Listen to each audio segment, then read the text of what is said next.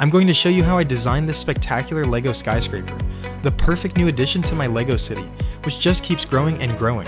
I use some brilliant new building techniques that create an amazing visual effect. We're starting with the light gray building, featuring those large windows. In my opinion, the big window sections make the skyscraper look a bit plain, so it's time for some upgrades. This structure is made up of 11 different floors, and every single one of them needs to be rebuilt. I want to add a trim section between the windows to break up those large empty surfaces and give the building a more detailed look. It also creates the optical illusion that the skyscraper has twice as many floors, which I think is going to look really cool. As you can probably imagine, this was a ton of work for all 11 floors. But as always, I keep the final goal in mind when I'm working on projects of this size. This is the mindset you need when working on massive projects like this. Building with LEGO isn't always fun when you're making skyscrapers. There's a lot of repetition, and every single floor needs to be fully finished, just like the other structures in my city.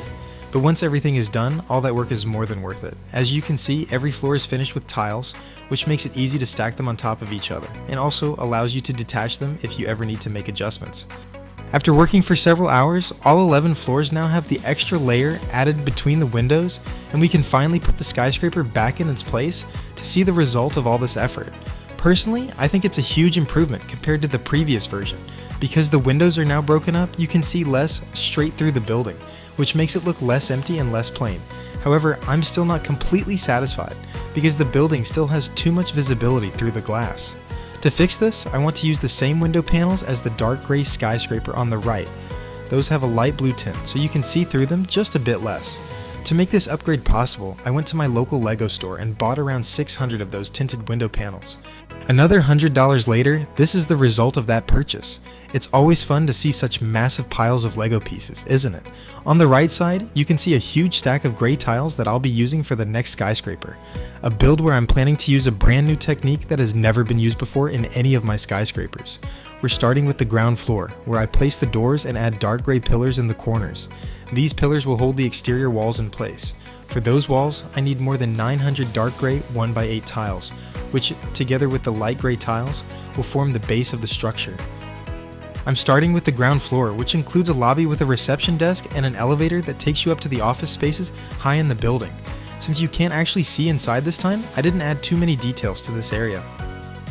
Now you can see how I use the light gray and dark gray tiles on the large 16x16 plates that make up the exterior walls of the structure.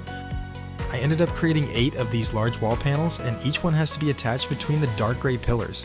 Luckily, I still had a big bag of dark gray 2x2 bricks, so I could build all 4 pillars all the way to the top. To add stability, I placed plates between the pillars, which gives the exterior walls something solid to attach to. This is absolutely crucial when using this technique. The more elements that are connected to each other, the more stable the entire structure becomes. I'm using dark gray corner bricks so that from the outside, there's no visible break between the pillars. To attach the large gray wall sections, I use these dark green knob bricks. Luckily, they were available on the pick-a-brick wall.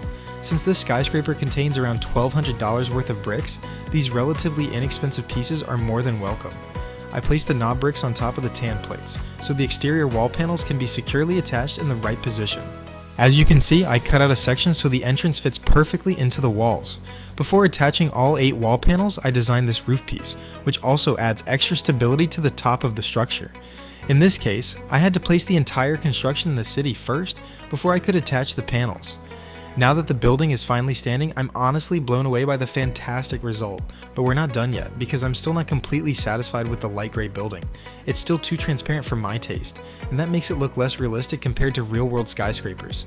So I'm going to replace the large glass walls with clear window panels, which means I have to take the floors apart one by one.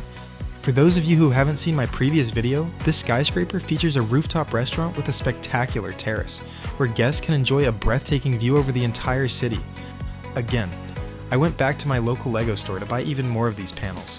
In total, I need over 600 of them to make this upgrade possible. But hey, you've got to invest a little if you want the best possible result.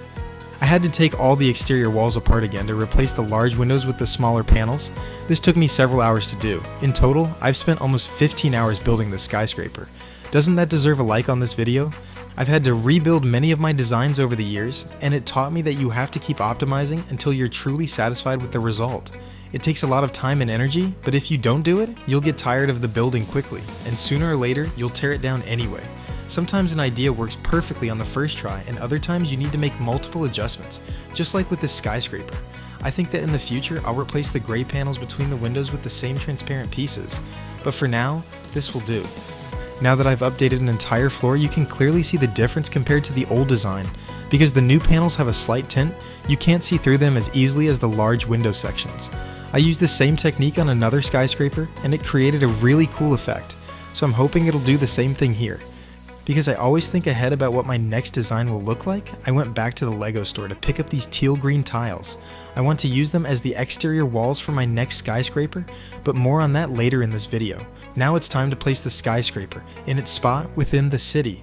We start with the entrance, which includes multiple service desks, an elevator, plenty of plants, and several tables where guests can wait in the lobby until their appointment picks them up. Next, we stack all 11 floors on top of each other. Pretty cool to see the tower get taller and taller, right? It's now officially the tallest building in my Lego city. We attach the restaurant and the rooftop terrace as the final pieces, and just look at the improvement. I'm really glad I decided to keep improving the build, despite all the extra time, energy, and cost it took. Adding these two skyscrapers has such a cool impact on the entire business district of the city. It's really starting to take shape now. In total, there are now 7 massive towers rising high above the rest of the city. There's still room for 4 more buildings, and I'd love to hear your ideas on what the next design should look like. Like I mentioned earlier, I want to use the teal 1x1 tiles for my next skyscraper, just like I did on this black building. I plan to place them on white plates, but I need your help with the design. Should I cover the entire exterior wall with these teal tiles, or should I create separate floors by adding white tiles in between? I bought this gigantic bag of tiles for only 40 euros since they were available on the Pick a Brick wall. This is by far the cheapest way to get your bricks, and luckily, LEGO often has really useful pieces in their rotation, which is perfect when you're building on this scale. Altogether, this project has already cost me more than $20,000, but honestly, I don't even want to imagine what the price would have been if I had to buy everything online. I think I would have gone well over $100,000. Now you can clearly see the difference between the two designs I had in mind. These white plates and white tiles were also available on the Pick a Brick wall at one point, which means I can build this next skyscraper relatively cheaply as well. I'm going to build a bunch of sample plates first so you can get a better idea of both options. In the design on the right, you can clearly see that the building is divided into separate floors, while the design on the left looks like one large glass surface from a distance. So which one should I choose? The option with the most votes will become my next design, so let me know in the comments. The window sections will go between white pillars, and luckily I still have plenty of white 2x2 bricks to make that happen. This also matches really well with the white plates and tiles, but which one do you think will look the best? Lighter colors always give the city a fresh and vibrant look, so I can't wait until this building gets added to the skyline, so please help me out with this difficult choice. It's going to be another fantastic design, so you definitely don't want to miss it. Don't forget to subscribe to the channel. If you think this project is awesome and you want to help me keep expanding the city, consider becoming a member for just $1 a month. It really helps me continue this project financially. So make sure to give this video a like and share it with as many friends as possible so more people can enjoy these fun builds.